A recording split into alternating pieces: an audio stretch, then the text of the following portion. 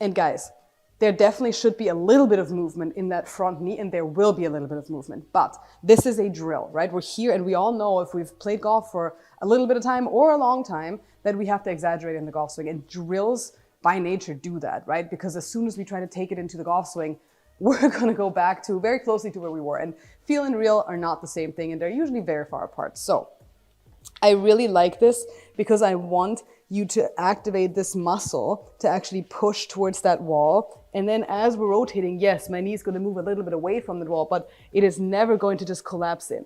Because what the collapse does, and that is really devastating to a lot of people's golf swings, the collapse of that left or lead knee makes that hip collapse. And when the hip collapses, we're not coiled anymore, we're just turned.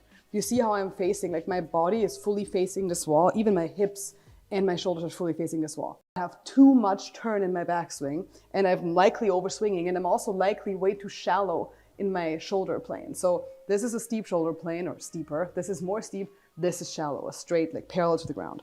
So as this breakdown happens, a lot of people turn too shallow, have too long of a swing, and now the problem is that they've turned so much in the backswing, they are going to not turn in the through swing. So you've turned so far away from the target that now turning back to the target is going to be really hard. So now if we're feeling this, if we're feeling like we're going to push our knee towards that left wall, we're going to be able to coil because it's going to actually restrict our hip movement in the correct way. So now my hips, if you look at this, have almost a 45-degree turn. That's what we want, right? We want our shoulders 90 and we want our hips half of that. We don't want our hips 90 and our shoulders 90 or more.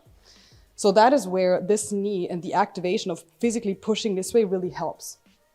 So when we're coiling correctly, we're resisting correctly, we have a good turn, we're not overturning, it allows us to keep our shoulder plane steeper.